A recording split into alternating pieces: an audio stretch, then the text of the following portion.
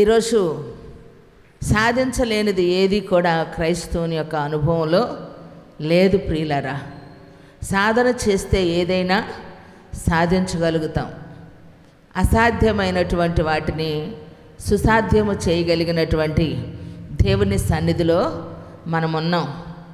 మనం ఎవరికి ప్రార్థన చేస్తూ ఉన్నామో మొదట తెలిసినప్పుడు మనం కార్యాలు కూడా అలాగే చూడగలమని, అందుకే ఈ లోకంలో దేనికైనా ఎవరికన్నా ప్రాధాన్యత దేవునికే అని చెప్పుకోగలుగుతాం.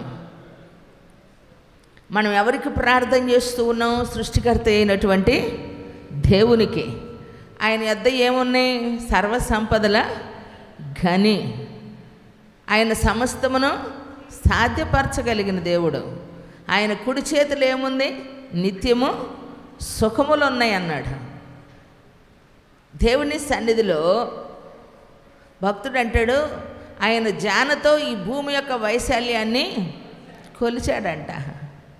చూడండి ఎంత అద్భుతమైనటువంటి దేవుని ప్రేమ. అంత గొప్ప దేవుని యొద్దకు మనం వెళ్ళి మొరపెడుతున్నాం. ఎవరి యొద్దకు మనం వచ్చాము? జీవము కలిగిన దేవుని సన్నిధిలో ప్రార్థించటానికి మనం వచ్చాం.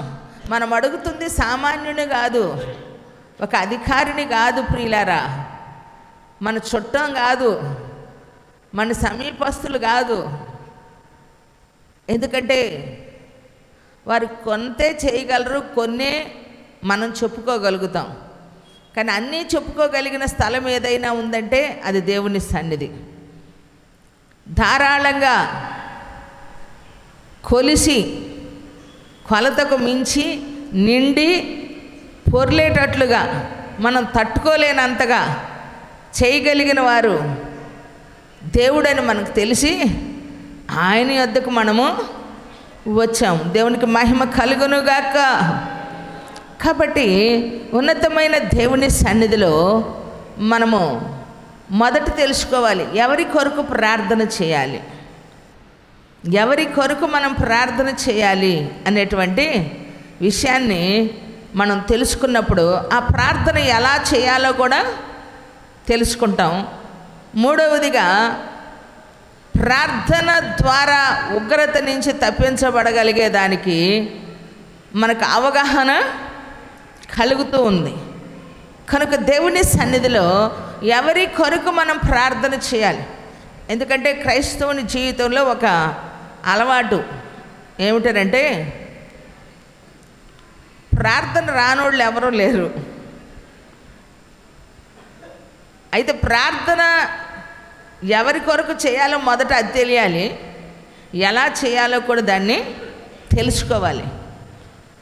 ఎందుకు నేను ఆ పదాన్ని వాడుతూ ఉన్నానంటే ప్రియులారా, దేవుణ్ణి నమ్ముకున్న వాళ్ళము దేవుణ్ణే ప్రార్థిస్తాం. కానీ దేని కొరకు ప్రార్థిస్తాం? మన సొంత విషయాల కొరకు ప్రార్థిస్తాం, మన అవసరతల కొరకు ప్రార్థిస్తాం, మన పిల్లల కొరకు, మన పిల్లల పెళ్ళిళ్ళ కొరకు, మన కావలసిన అవసరతల కొరకు, మన ఆరోగ్యం కొరకు మనం ప్రార్థన చేస్తాం. చేసుకోవాలి. మొదట మన కొరకు మనం చేసుకోవాలి, మంచిదే. అయితే మన కొరకు మొదట దేని కొరకు చేసుకోవాలి అని అంటే దేవుని సన్నిధిలో మనము ఏదైతే అడగబోతూ ఉన్నామో దాన్ని పొందుకోగలుగునట్లుగా మనలో ఏదైనా లోపం ఉందేమోనని మొదట మన కొరకు చేసుకోవాలి. ఈరోజు కావలసిన వాటి కొరకు మనం అడుగుతూ ఉన్నాం, కానీ దేవుని సన్నిధిలో అడిగినవన్నీ పొందుకోగలుగునట్లుగా మనలో ఏదైనా లోపం ఉందేమోనని సరిచేసుకోగలిగినంతగా మనము గుర్తుపట్టలేకపోతున్నాం. ఎందుకు క్రైస్తవుని జీవితంలో విసుకొస్తూ ఉంది? ఎందుకు ప్రార్థన నిరంతరం చేయలేకపోతూ ఉన్నారు? ఎక్కువగా దేవునిలో ఎందుకు గడపలేకపోతూ ఉన్నారు అంటే అడిగే విధానం తెలియక పొందుకోలేకపోతూ ఉన్నాం. కారణం మన మనవి ఆయన ఆలకించినట్లుగా మనము దేవుని సన్నిధిలో ప్రార్థన